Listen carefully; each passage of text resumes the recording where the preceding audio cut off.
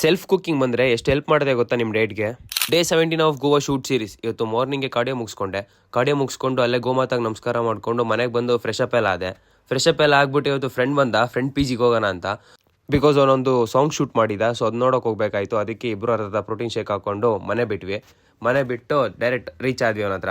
Song ಮಾತ್ರ ಮಸ್ತಾಗಿತ್ತು. So ಅಲ್ಲೊಂದು ಸ್ವಲ್ಪ ಹೊತ್ತು ಕೂತಿದ್ದು ಮಾತಾಡ್ಕೊಂಡು ತಿರ್ಗಾ ರಿಟರ್ನ್ ಮನೆಗೆ ಬಂದ್ವಿ. ಮನೆಗೆ ಬರೋ ಟೈಮಲ್ಲಿ ಆಕ್ಸಿಡೆಂಟೇ ಆಗ್ಬಿಟ್ಟೈತೆ. ಕೇರ್ಫುಲ್ ಆಗಿ ಆರಾಮಾಗಿ ಓಡಿಸಿ ಅದಕ್ಕೆ. ಸೊ ಅಲ್ಲೆಲ್ಲ ಮುಗಿಸ್ಕೊಂಡು ನಾನು ಮನೆಗೆ ಬಂದು ಚಿಕನ್ ಪ್ರಿಪೇರ್ ಮಾಡ್ಕೊಂಡೆ.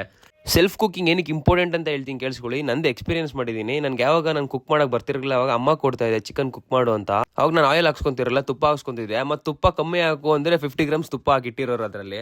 ಸೊ ಅದಕ್ಕೆ ನಿನ್ನ ಸವಾಸನೆ ಬೇಡ ಅಂದ್ಬಿಟ್ಟು ನಾನೇ ಕುಕ್ ಮಾಡೋದು ಕಲಿತೆ. ಫಸ್ಟ್ ಎಲ್ಲರಿಗೂ ಕಷ್ಟ ಆಗುತ್ತೆ.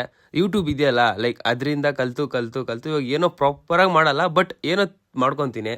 ನಾನು ಹೇಳೋದಿಷ್ಟೇ, ಮಾಡಕ್ಕೆ ಬರಲ್ಲ ಅಂದರೆ ಮಾಡಕ್ಕೆ ಬರೋದೇ ಇಲ್ಲ. ಫಸ್ಟ್ ಡೇ ಟ್ರೈ ಮಾಡಿ, ನೆಕ್ಸ್ಟ್ ಡೇ ನೀವೇ ಇಂಪ್ರೂವ್ ಆಗ್ತೀರಾ. ಅದನ್ನೆಲ್ಲ ತಿನ್ಕೊಂಡು ಇವತ್ತು ಸಂಡೇ ಆಗಿರೋದ್ರಿಂದ ಫ್ರೆಂಡ್ಸ್ ಎಲ್ಲ ಸಿಗ್ತೀನಿ ಅಂತ ಹೇಳಿದ್ರು. ಸೊ ಅದಕ್ಕೆ ಗ್ಲೆನ್ಸ್ಗೆ ಹೋದ್ವಿ.